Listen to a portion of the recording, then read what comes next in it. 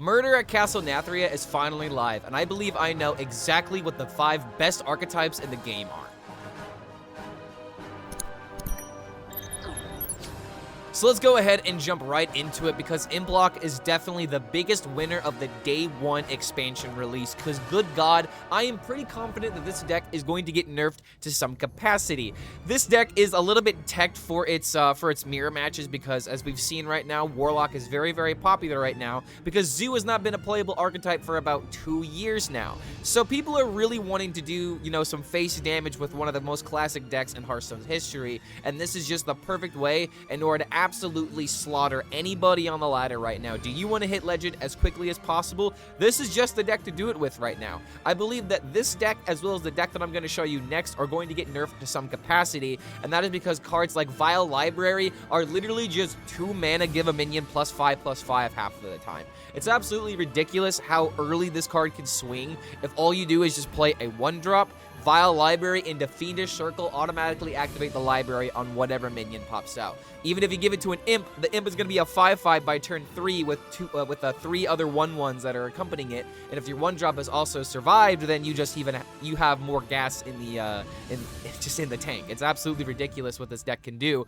to the point where Piggyback Imp is actually a card. I didn't think that people would settle on this in the Implock, but apparently this is just like the 30th card that I have been noticing from time to time. You could honestly take this out and put in an Iron Deep Trog if you really wanted to not run this particular card. So, like, if you want to, like, try and stop a lot of the spell decks, this is one way to do it, because, again, since you have cards like Vile Library, sometimes just going for a wide board is really all you need to do. And it's actually really funny how Shady Bartender is now one of the best cards in the meta right now, because you're always going to have a board full of Imps, which is another reason why you could always decide to keep the piggyback, so that way you have, like, some kind of, you know, like, threats if your board does get cleared. But again, this thing's a 4/1. I really don't think it's all too worth it in the deck. Smothering Starfish, however, this is mostly for the skeleton mages, or as I like to call them, the spooky mages that you'll be seeing on ladder, and stopping their death rattles can be very important to not necessarily stop yourself from dying, but to prevent your board from being absolutely destroyed, because all of the imps are very, very important.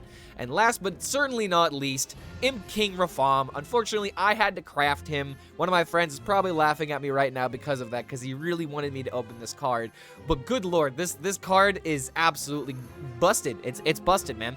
You can literally keep this card in your mulligan, and it's good, because there's going to be a time where you're just going to play this on turn 6 for guaranteed value, because there's no way you're not going to fulfill the requirement, to the point where this card just, I don't even know if it's right to keep. I don't know if it's right to throw away.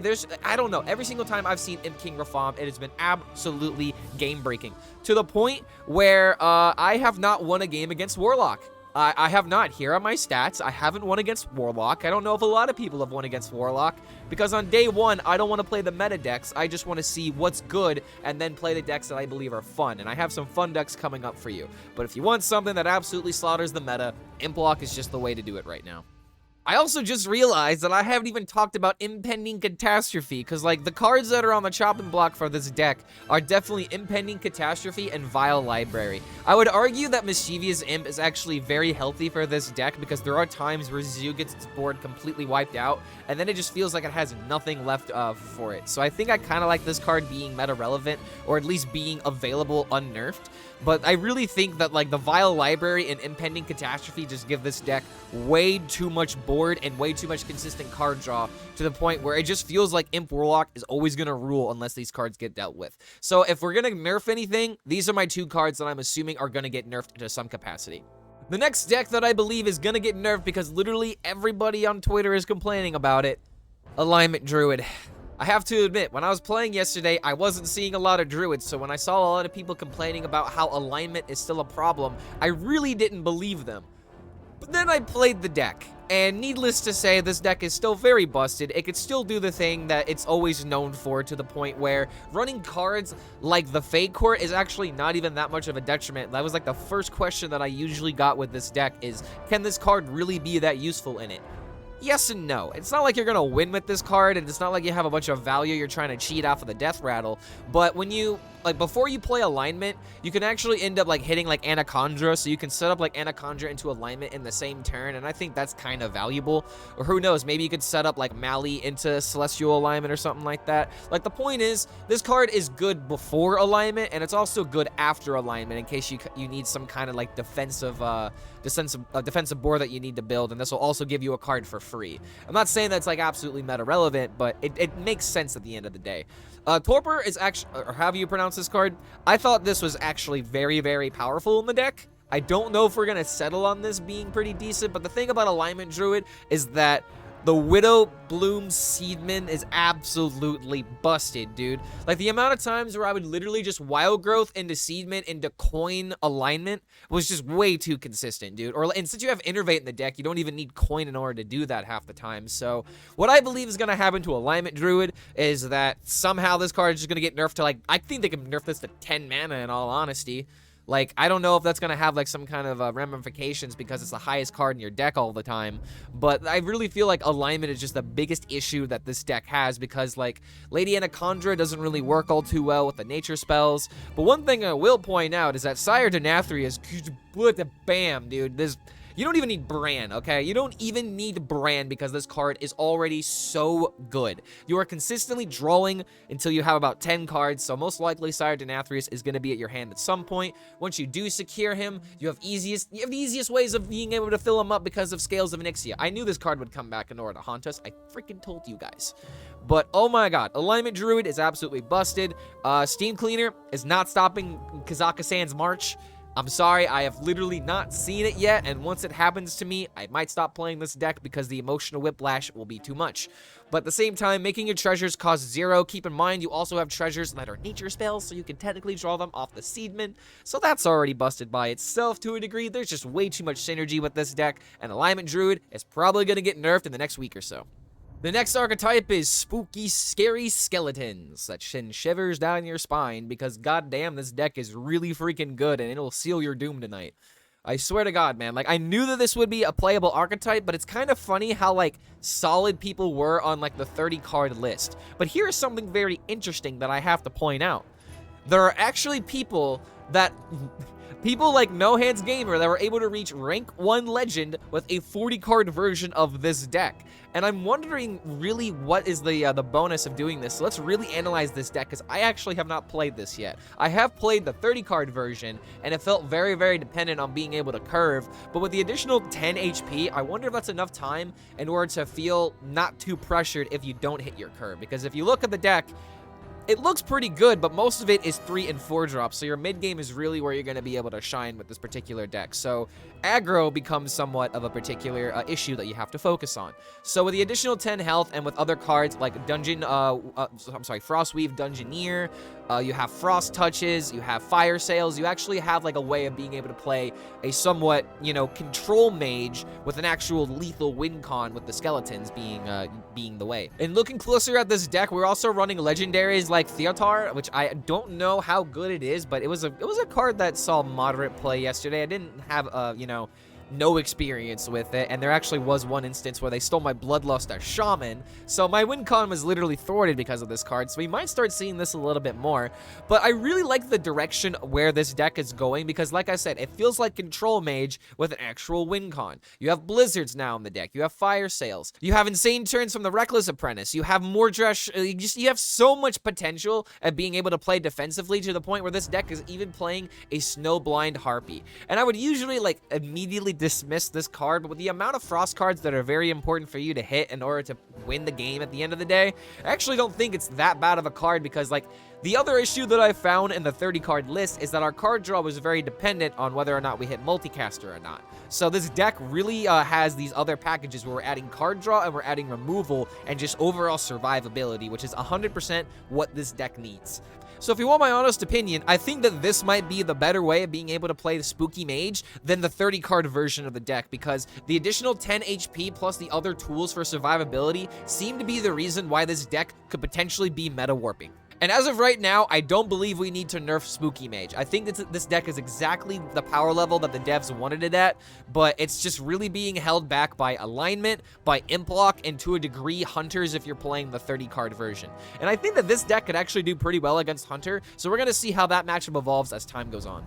And speaking of Hunter, I believe that Seed Hunter is actually not bait and that it's a very real archetype. It's just a matter of which archetype it goes in. And this was by far probably the most disgusting deck that I saw yesterday, where we're mixing a little bit of old with a little bit of new to the point where Red Herring can actually see play in Hunter. And it's not necessarily about being able to stealth your minions or anything. It's just the fact that this thing is like a 3/12. So it's very similar to the days of Witchwood Grizzly, where we didn't care about activating the battle cry. We just cared about hitting the minion and then bringing it back with cards in our deck like Revive Pet or back then Carnivorous Cube.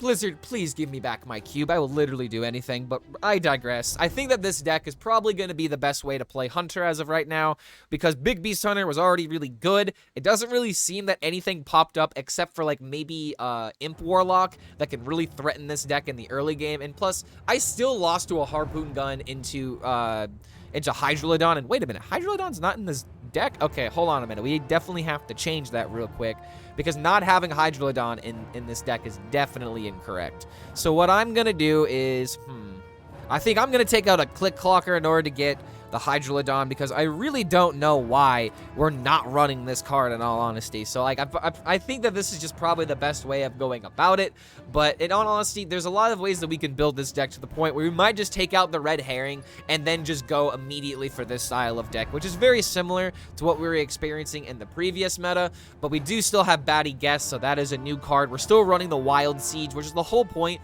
of why I think that we're going to play a deck like this, because the Wild Seeds, like, it's not that they do nothing, but it's during the turns where Hunter's already not doing anything, so it's not like it's missing anything, having these dormant minions that'll give you a payoff later. And I really think that Wild Spirits is just going to be the reason why this deck is going to be so good, because when you pop off with this card, it's just it's disgusting. It's absolutely disgusting, dude. I know I keep saying that, but I really do believe that Wildseed Hunter does have a place in the meta. It's just about finding which deck it fits in the most, and it could be 40-card Hunter as well. That is something that we could very well see develop as this meta develops, and I will definitely make a video about that if anything happens. But just know that Hunter is definitely not going anywhere. And the last deck that I want to show you guys is Miracle Rogue, but wait a minute. We're missing a card. We only have 29 cards in this deck. We gotta add something. So what do you guys think is missing? What is missing from this Rogue deck? Like, we have the Gadget, we have the potential of being able to pop off with coins to where we can make really big stealth minions. What's missing from this deck? It's a Battleground Battlemaster. I saw this deck yesterday because Regis was playing it, and I actually had the biggest brain blast where it's like, wait a minute. What if Battleground Battlemaster is the perfect way to pop off with this deck to where all you care about is just getting like one little big minion? But, well, you get what I'm trying to say. You get one minion that sticks that's really huge, and then Battleground Battlemaster is just the easiest way to give you literally double the damage to where you're not really that worried about, you know, hitting thresholds over 30. Case in point, I literally had a game where I did like a big pop-off, and I missed the activation on the Sinstone Graveyard, and I was still able to clutch a win because I had 15 attack on the board against a deck that had 30 health, and Battleground Battlemaster was the perfect amount of damage in order to get me over the hump. It's absolutely hilarious that happened, and I think that Rogue has very real chances of being in this meta. It's just a matter of what the meta evolves into, and right now with Implock and with Druids, doesn't really seem that doable for Rogue right now. But on the other hand, there's another way of being able to play this deck to where you can be more of the aggressive deck. And I thought that this was a genius way of being able to play it, and it was all because of Dead Draw. Dead Draw showed me this list yesterday on my stream, and it kind of opened my eyes to what this deck could be. I have changed this deck a little bit around. He originally was not playing Battleground Battlemaster. I think that we were just playing cards like Extortion. So we still have plenty of tradable cards that are available in the deck in order to give us like these insane pop-off turns. But one thing that's really, really important is just the fact that you have Forsaken Lieutenant as well as Loan Shark. The reason why I feel like this deck could be a different way of going about it is because Edwin acts as like your solo Gadgetson. All of your cards are pretty much less than 3 mana, so there's lots of ways of being able to cheat them in together. I think that Octobot is bait. There were a lot of people that were trying Octobot decks with field contact, and I just don't see it personally. I think that the way we're going to be able to pop off is really going in on the loan shark value, because there are literally situations to where in one turn you could get 16 coins. How is that possible? Snowfall Graveyard. Hand space is very much an issue with this deck, and that's part of the reason why I feel like people are starting to drop Gadget, because it adds a layer of inconsistency, as well as, like, you know, your Shroud of Concealments are going to hit cards that you don't necessarily want in that situation. But I think that this is a very, very interesting idea to where we just go all in on the coins and we can make the biggest Draco weapon possible. I believe the biggest weapon that I made was a 19-3 weapon, but in like the first like 2 hours of the set, I saw somebody hit a 26 attack weapon, so it's very doable in order to have like these ridiculous turns to where on turns 4 through 7, you could literally just set up a game-winning turn going into the next turn with like a really big weapon or a really big minion, or sometimes both. And I really like the idea of Battleground Battlemaster in this deck, but unfortunately in this particular list, I don't think it can really go too far, because again, we have cards like Shroud of Concealment, and hitting minions is very, very crucial. Smothering Starfish is probably just for you know, the matchups where you're fighting like freeze decks and whatnot. Oh, I'm sorry. Smothering Starfish is probably just for the matchups to where you have to be able to stop mages from being able to kill you. So I think this is just their way of being able to stop the damage, but I'm not really all too sold on this card either. Maybe it's also for the mirror, so that way if your opponent ends up playing a freaking Loan Shark, they don't have the value from it, but I'm not really seeing the main reason why we're playing Starfish outside of trying to counteract the meta decks that we're seeing. There's also the possibility of just wanting to silence imps. Sure, I'll go ahead and give you that, but I really don't see the reason for playing this card in my opinion. But just know that Miracle Rogue is an archetype that could actually develop as time goes on, because this deck really shocked me to the point where I had a possibility of literally winning the game by turn 5. So if you want to play a very high skill cap deck, I think that Rogue is the perfect way of doing it. You might have to toss a little bit of ranks though. This meta has a way that it could easily develop as time goes on, but I believe that the power level of these decks were just way too noticeable to ignore, to where a lot of people are probably already aware of like at least 3 decks on this list because they've definitely seen them on ladder. But in case you guys are struggling to find something after the first day of the expansion, play any one of these decks, and well, the first 3 decks you're probably going to win a lot, but all these decks you will definitely have fun with. So if there's any kind of archetype that you want to see potentially in a future video, feel free to let me know in the comments below. Feel free to let me know what you guys are actually seeing and what you're winning with. And I have plenty of video ideas that are coming in the future where it's not just going to be spotlighting these decks, but I've also got some video essays planned. So if you like this kind of content, feel free to subscribe, and there'll be a lot more content coming your guys' way. Thank you so much for making it to the end of this video, and we'll see you for the next one.